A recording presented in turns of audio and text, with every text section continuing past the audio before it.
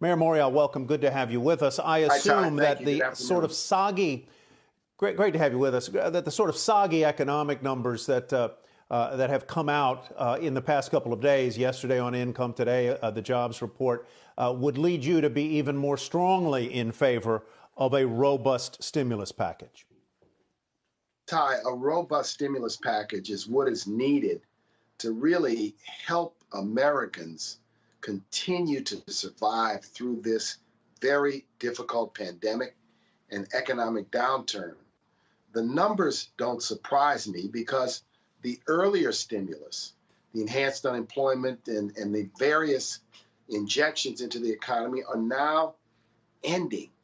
And what's on the horizon, we see it now from the airlines, we hear it from state and local government, are a tsunami of additional layoffs.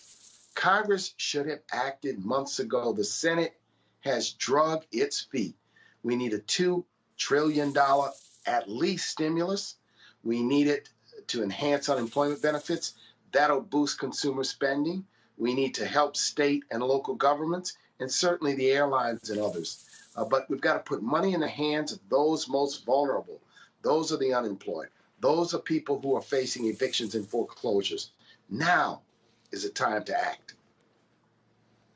It appears, as you point out, without taking sides on this at all, that it was those direct payments to individuals, the $600 additional weekly unemployment compensation, that kept consumer spending as high as it was over the course of the summer. Some of the other things may not have helped as much, but those things clearly did show up in the data that we had been seeing, and the absence of it is perhaps why we are seeing now some fall off in consumer spending, a decline of 2.1% in household income.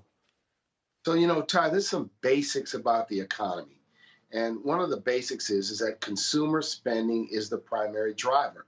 And a large component of consumer spending are things people spend on necessities, on food, on clothing, on shelter, on children, on families, on things they need to be able to survive, on gasoline for their automobile, on tolls for their cars, and on those who ride public transit to pay for public transit.